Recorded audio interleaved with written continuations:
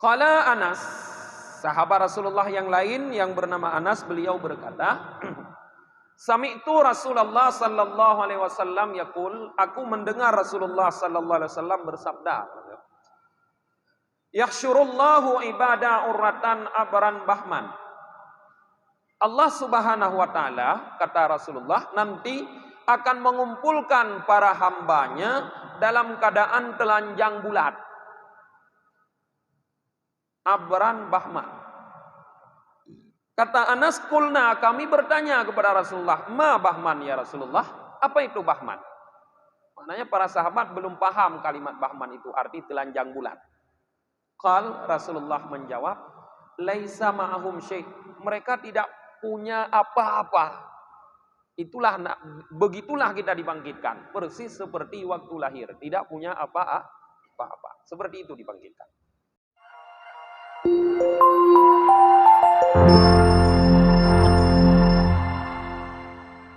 Assalamualaikum warahmatullahi wabarakatuh. Alhamdulillahi rabbil alamin. Wabihi nasta'inu ala umurid dunya waddin. Asyhadu an la ilaha illallah wahdahu la syarikalah. Wa asyhadu anna Muhammadan abduhu wa rasuluh. Allahumma salli wa sallim wa barik ala Muhammad wa ala alihi wa sahbihi ajma'in, amma ba'd. Allahumma allimna ma jahilna wa dhakkirna ma nasina wa fahimna ma lam nafham. Subhanaka la ilma lana illa ma 'allamtana innaka antal alimul hakim. Rabbi syrah li sadri wa yassir li amri wahlul 'uqdatam min lisani yafqahu qawli. Jamaah maghrib yang dirahmati oleh Allah Subhanahu wa taala. Pada kesempatan ini kita lanjutkan kembali kajian tasawuf kita. Masih tentang judul yang sama dari minggu yang lalu, yaitu tentang bagaimana Allah menunaikan hukumnya di antara makhluk nanti di hari kiamat. Minggu yang lalu telah kita bahas tentang hadis di mana Rasulullah bercerita tentang orang-orang yang bangkrut di kalangan umatnya. Minggu ini kita juga akan melihat sebuah hadis, yaitu mulai dari waqala Abu Hurairah fi qaulihi azza wa jalla.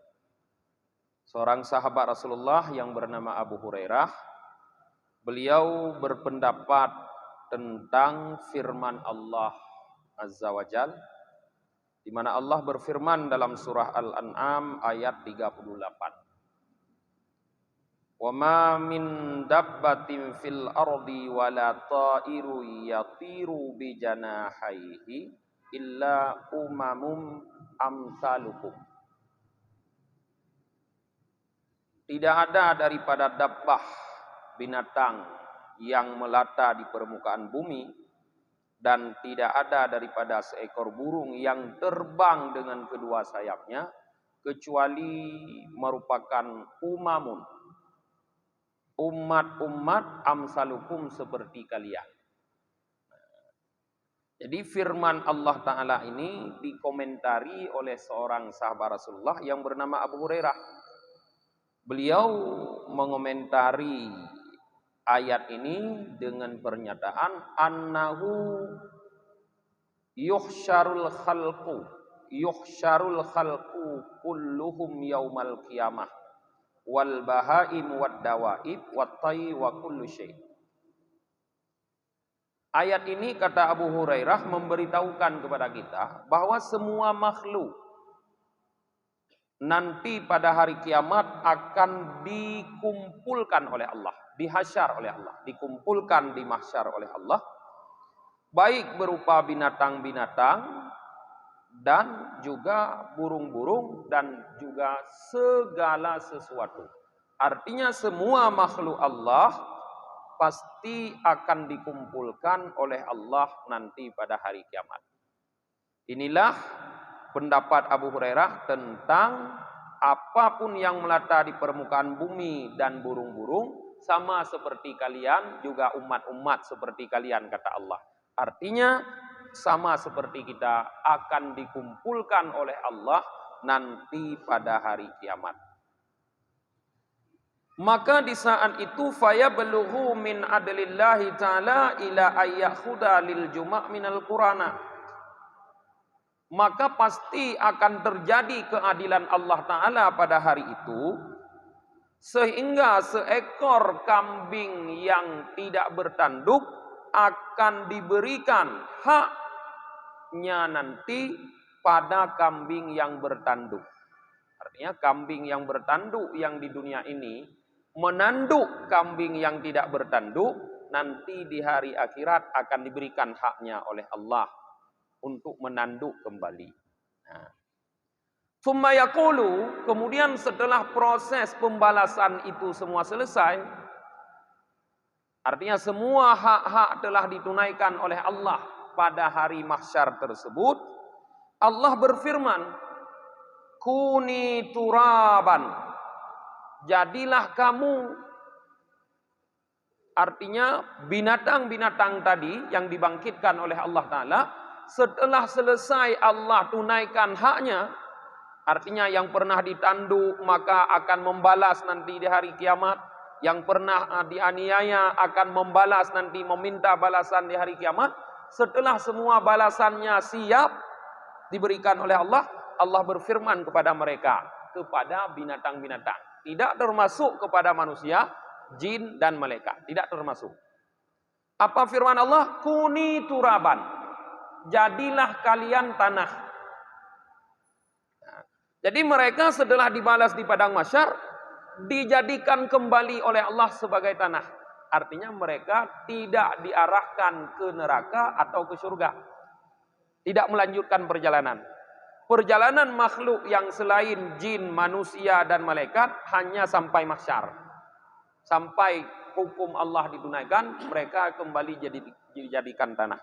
Nah, di saat orang kafir melihat bahwa binatang-binatang itu sudah menjadi tanah, yaqulul kafir, orang-orang kafir berkata, ya laitani kuntu turaba. Alangkah baik kalau seandainya aku pun kembali menjadi tanah.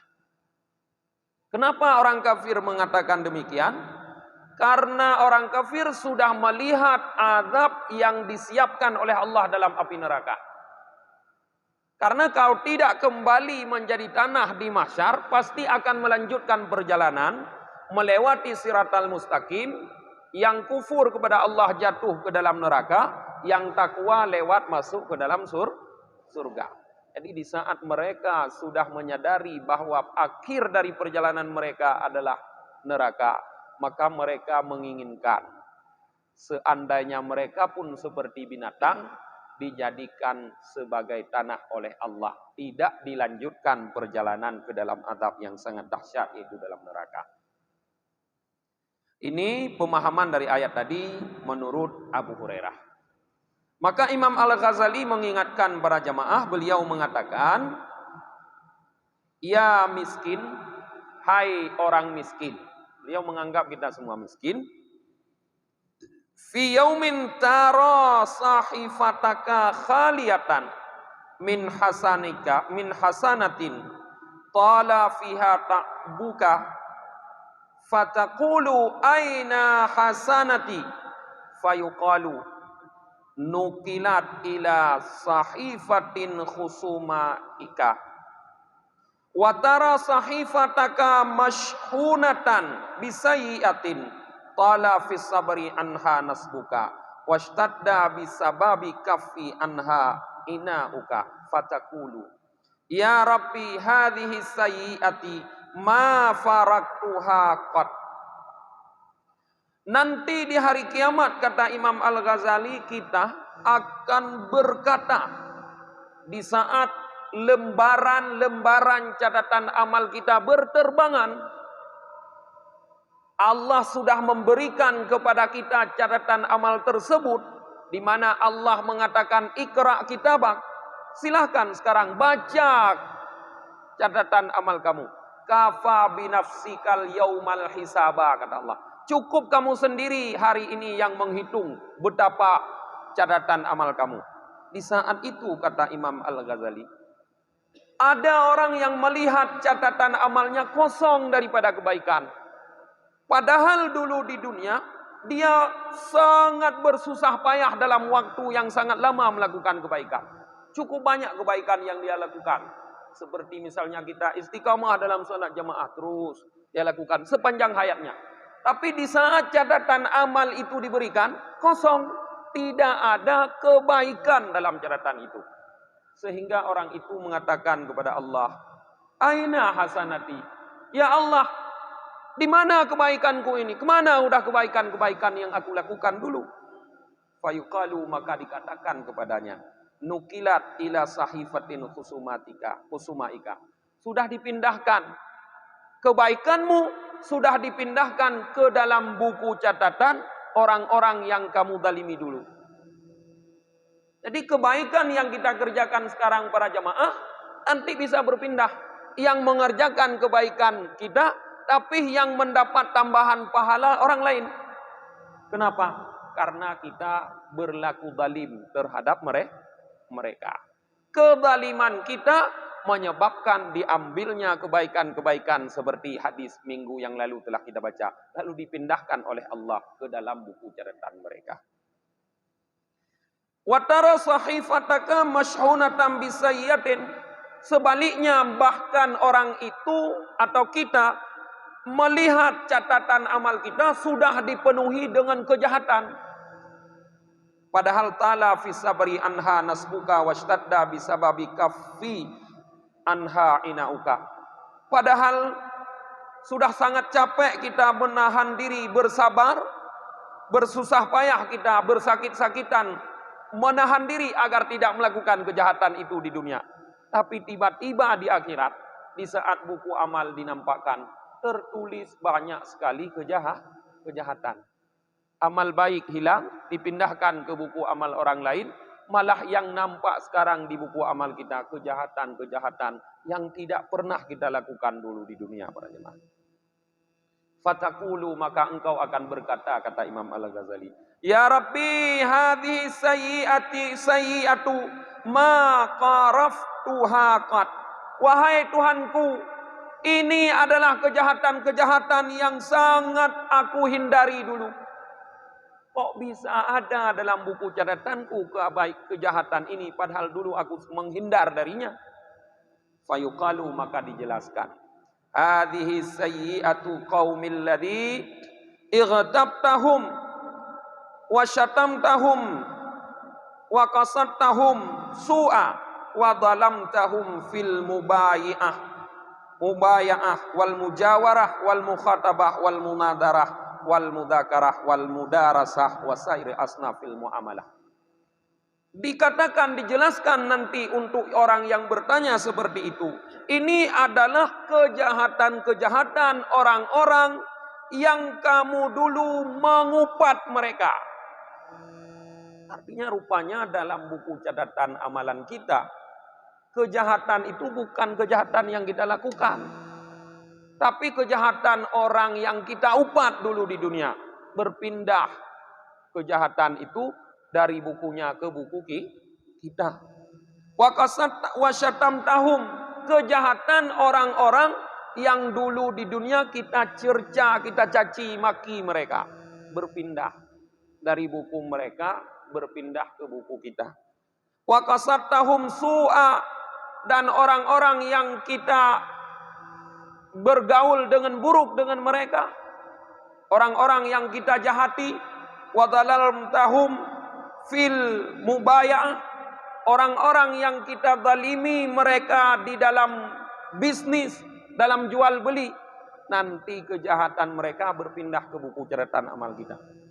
Wal mujawarah, orang-orang yang kita dizalimi dalam pergaulan, berpindah catatan buruk mereka ke dalam buku amalan kita. Wal mukhatabah, orang-orang yang kita dizalimi dalam berbicara, dalam berdiskusi, dalam belajar, dalam segala macam aspek pergaulan.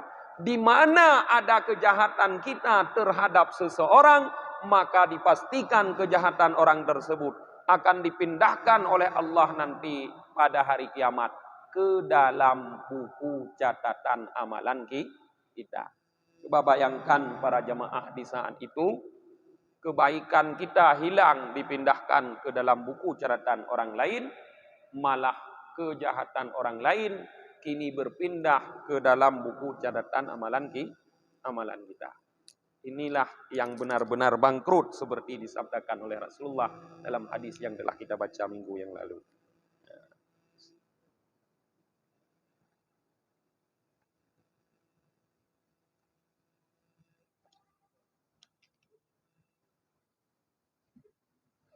Qala Zubair, ya Rasulullah,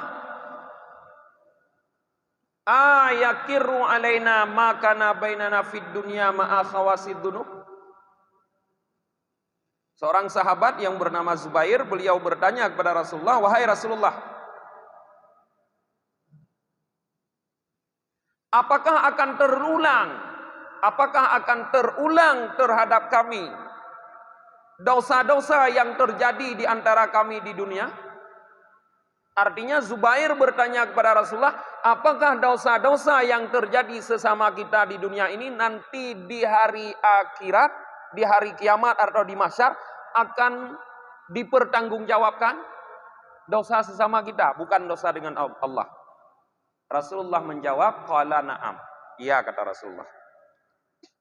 Liyakuna alaikum hatta tuaddu ila kulli dhi haqqin haqqah. Pasti kata Rasulullah terhadap kalian itu terjadi. Sehingga semua hak-hak akan ditunaikan, diberikan kepada orang yang berhak masing-masing. Qala Zubair, di saat Zubair mendengar itu beliau berkata, wallahi demi Allah, innal amra lasyadidun fa'a'zamu bisyiddati yaum la yusamahu fihi bi khatwatin wa la yujawazu fihi an latmihi wa la an kalimatin hatta yuntakamu limadlumin minadh dhalim.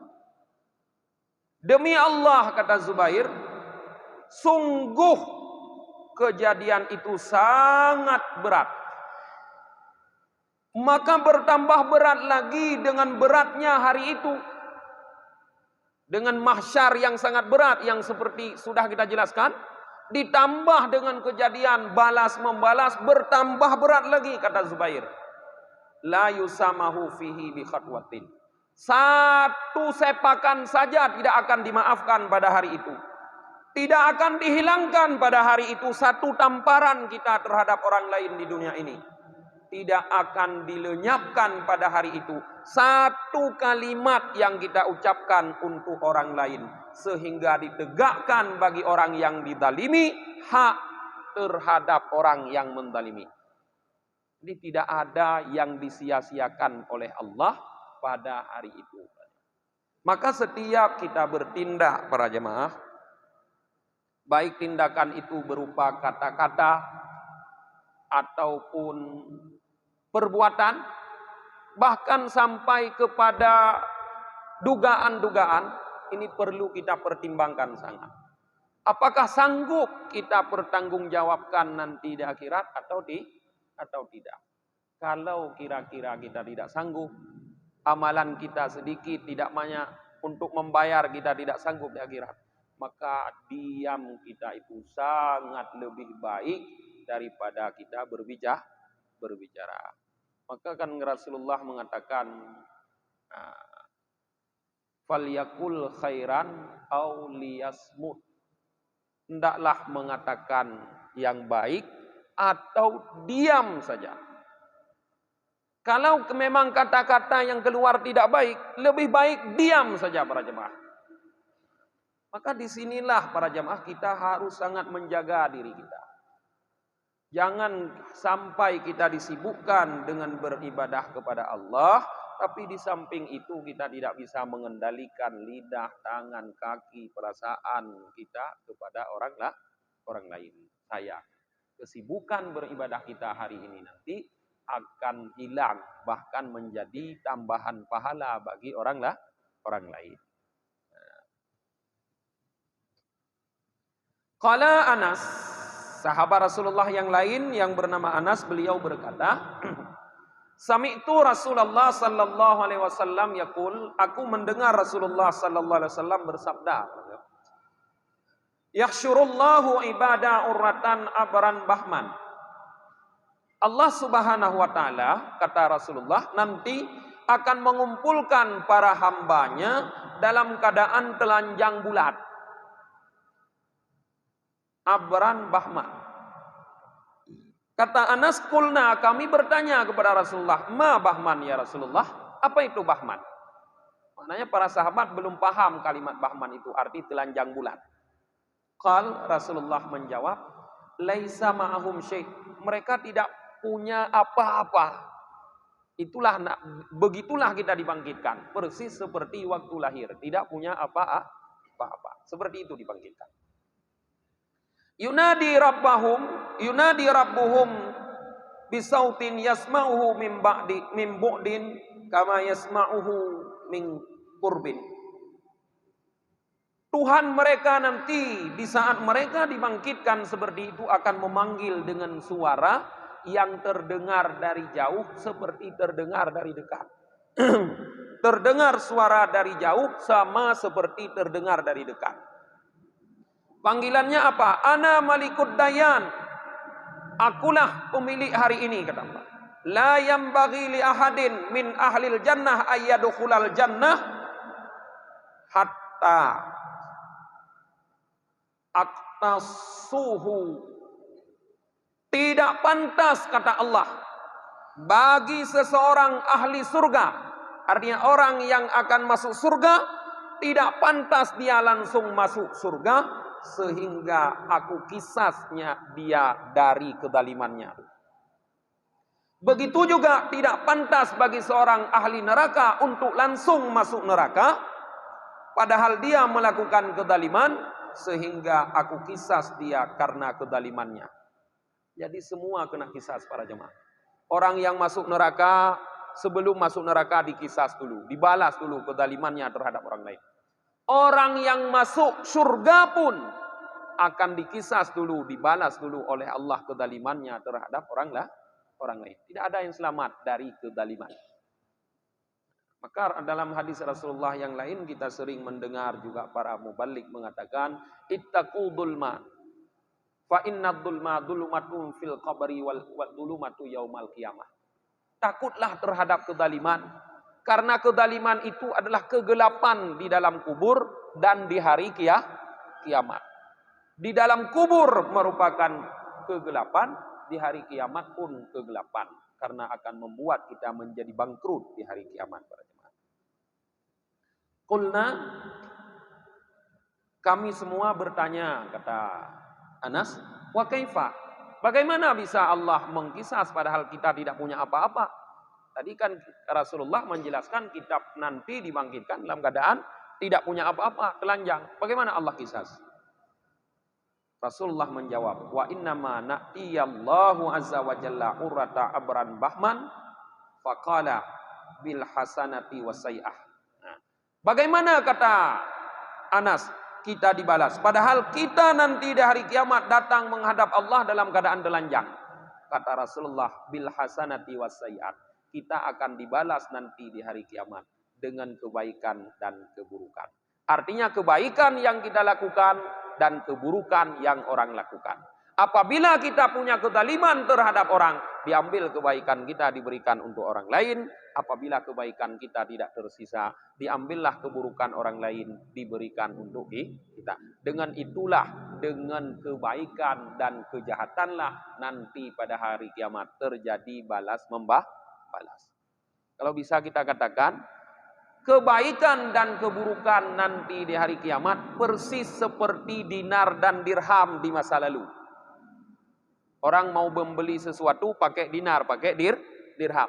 Atau persis seperti rupiah kalau masa sekarang. Dengan itulah kita bisa tukar menukar. Kita mau beli beras, pakai rupiah. Nanti seperti itu juga di hari kiamat. Pakai apa? Pakai amal baik. Pakai amal buruk. Dengan itulah terjadi nanti di hari kiamat pembalasan. Fattaqullaha ibadallah, maka takutlah olehmu hai hamba Allah kepada Allah. Dan takutlah kepada madzalimil ibad, kepada kezaliman terhadap hamba-hamba Allah, bi akhdi amwalihim, yang kezaliman itu bisa terjadi dengan cara mengambil harta mereka. Jadi mengambil harta orang adalah kezaliman terhadap orang.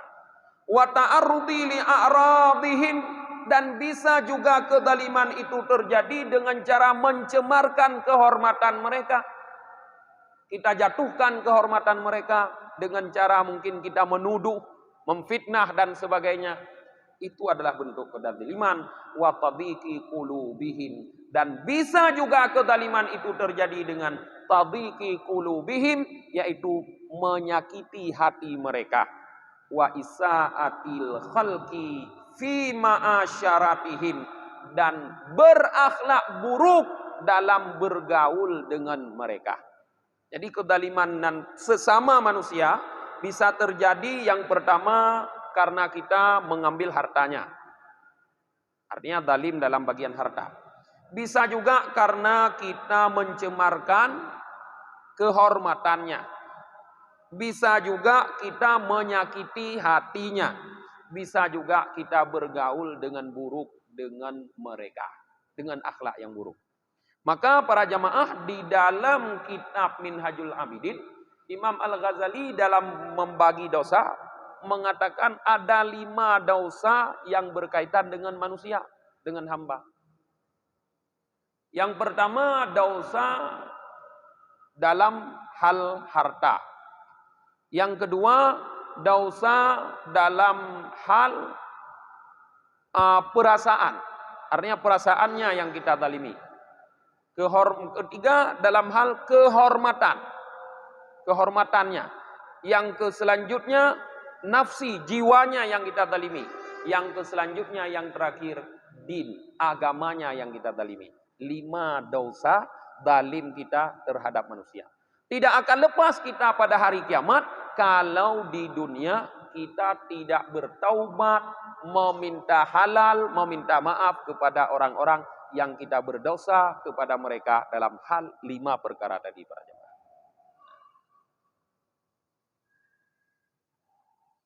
Fa inna ma bainal abdi wa bainallah khassatan fal maghfirah ilaihi asra.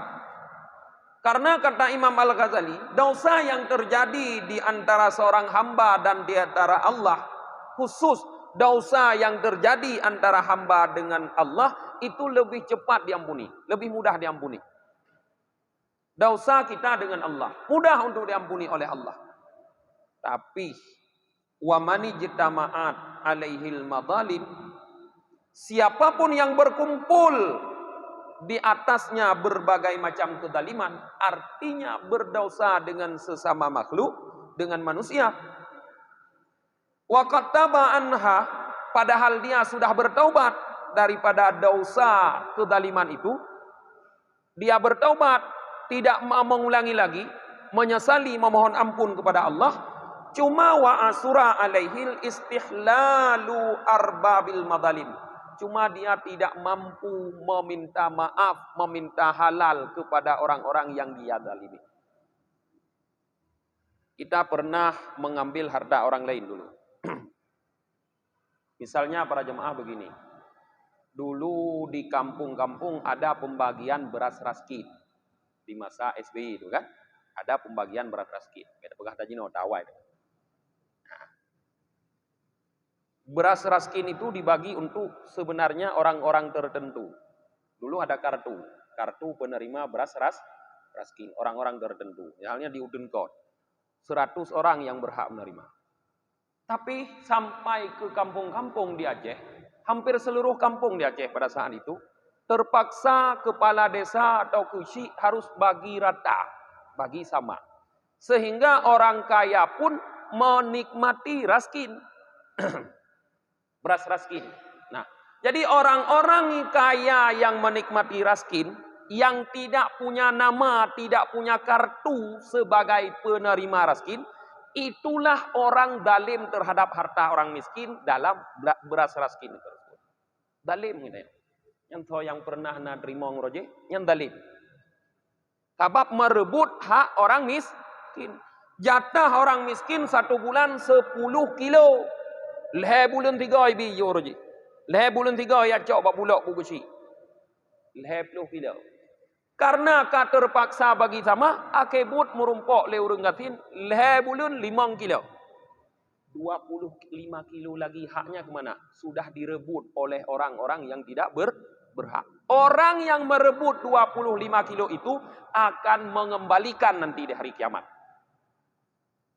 Kalau seandainya sudah bertaubat, kata sadar, kagak jak-jak ber lewe nyong suji.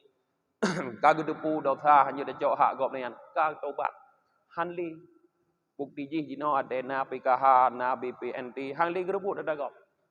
Kasih projek raskin mendong. Hanli gelake nyohana hak. Hanli yu bagi sama bagi si nyohana hak.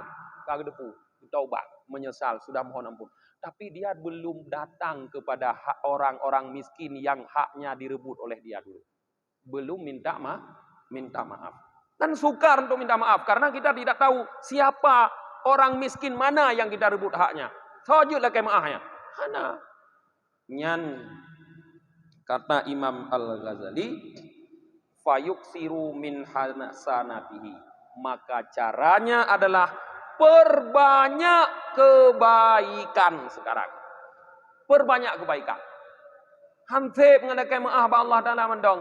Lakukan berbagai macam kebaikan sebanyak-banyaknya liyaumil qisas.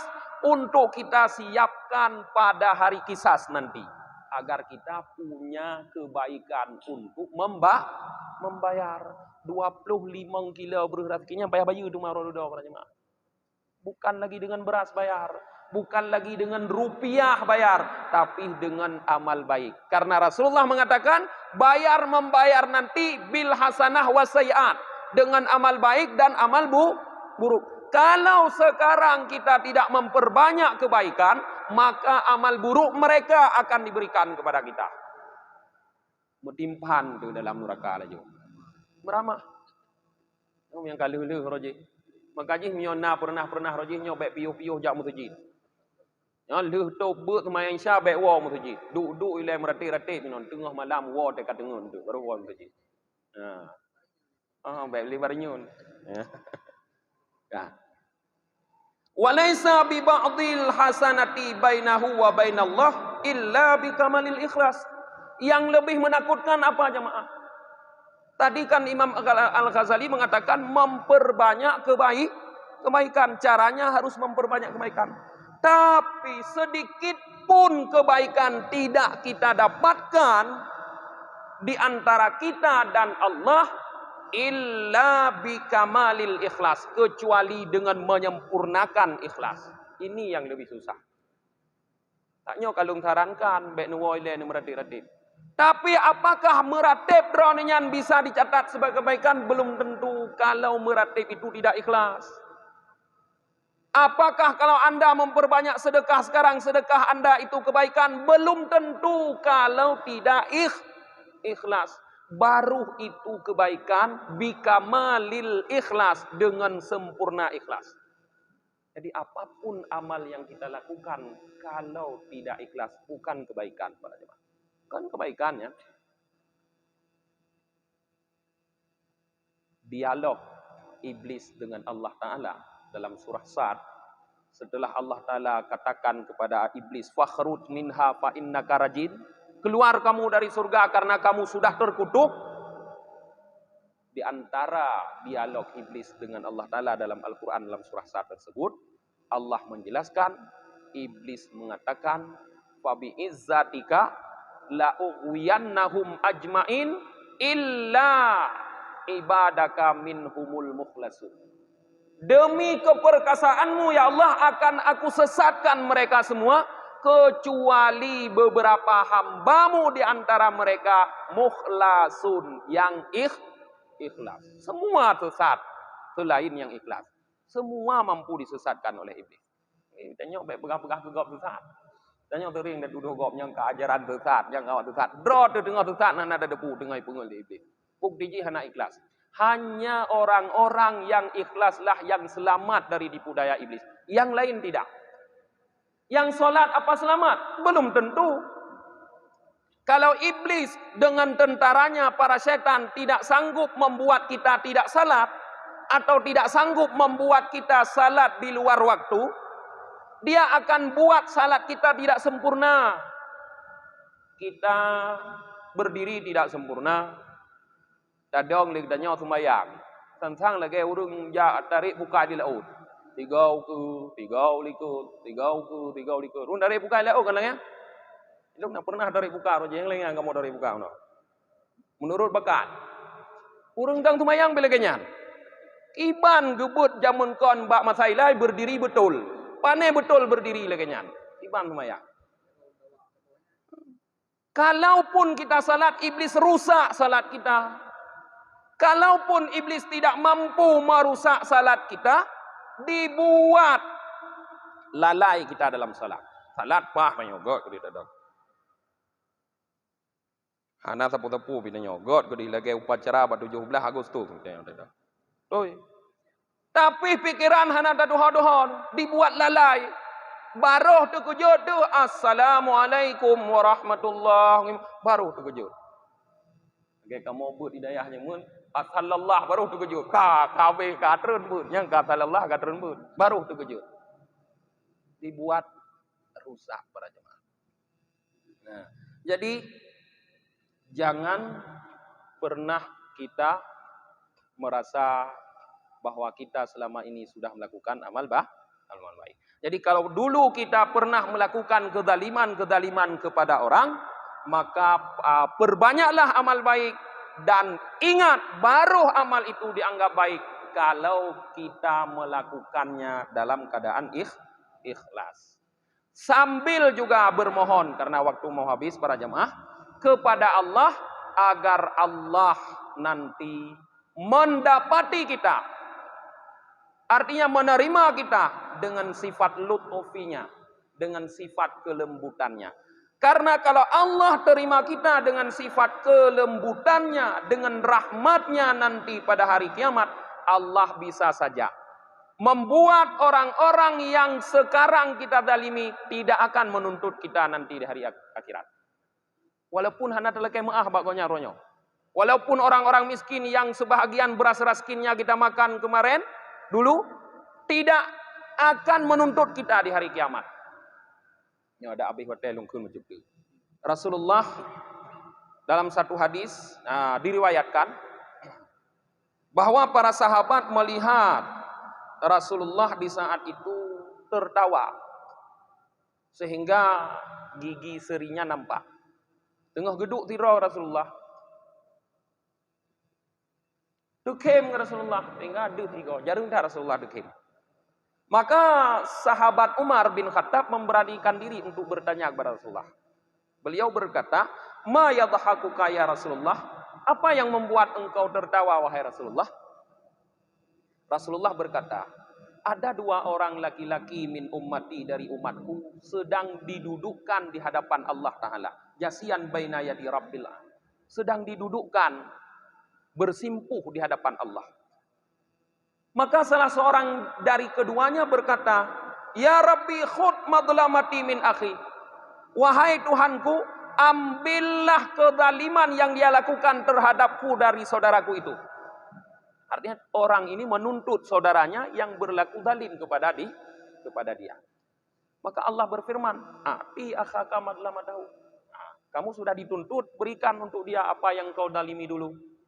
Faqala, maka orang yang zalim itu berkata, Ya Rabbi lam yabqa min hasanati syai'. Wahai Tuhanku, tidak ada lagi kebaikan sedikit pun yang bisa kuberikan untuknya.